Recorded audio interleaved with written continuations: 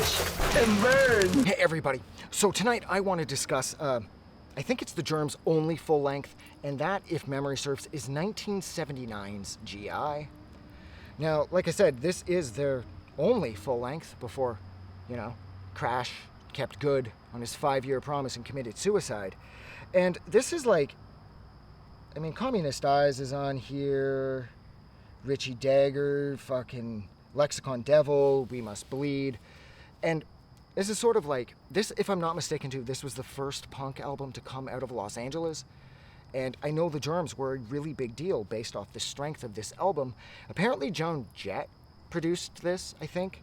But according to the people in the band, she just kind of slept a lot. She'd show up and pass out on the couch in the studio. Or at least that's the story that I've heard from the people in the band.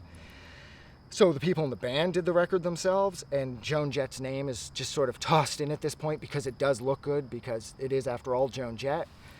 And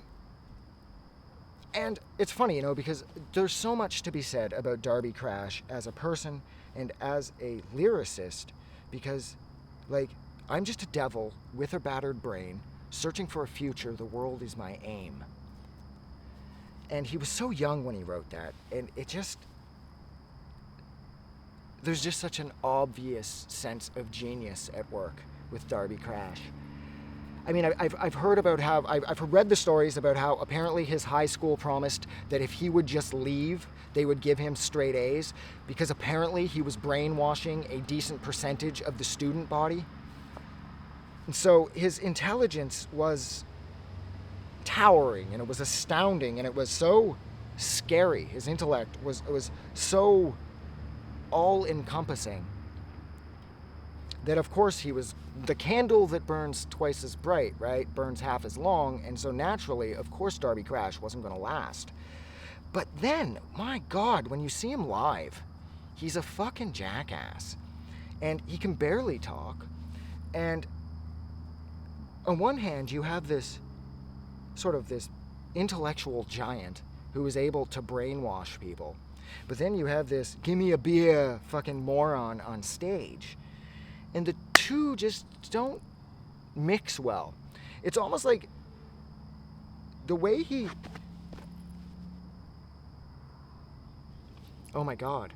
Okay, so unfortunately, I really didn't mean to do that, but I kind of killed an ant right here. And now, one of his buddies, honest to God, just came over and picked up his body and is now walking off somewhere with him. I don't know if ants are cannibals or not. I have no idea. But that ant just picked up that other ant like the ant was a piece of paper. God, I wish I had the strength of an ant. If I had ant strength, I would be unstoppable. But yeah, seriously, he just carted off his body somewhere. But yeah, with Darby Crash, it's just like, I don't know, it's like his dueling personalities sort of detracts from my ability to love the band. I love that Pat Smear is in this, who would go on to be in Nirvana, and Lorna and Dawn, they seem very cool, and unfortunately Lorna has passed away.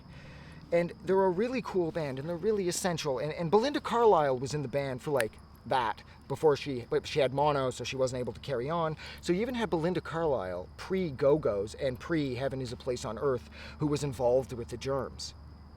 So, this is great, and the record is rad, but it's just, Crash was just so messy. It's like every time I have this record on, I just hear him saying, give me a beer, and it gets on my nerves, and I can't really listen to this. Now, We Must Bleed, I fucking love that song, and it's true.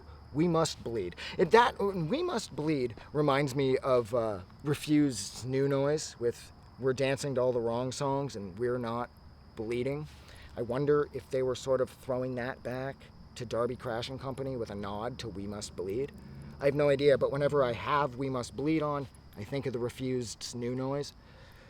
Maybe they're related, maybe they're not. Who knows? I don't care. This record's cool, but Crash's sort of shifting personality, depending on his state of intoxication, has always interfered with my ability to sort of praise this album. So that's where I'm going to leave it.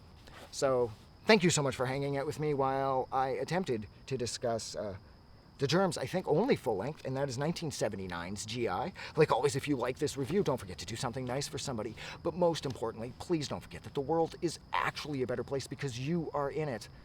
I'm gonna go. Have a good night.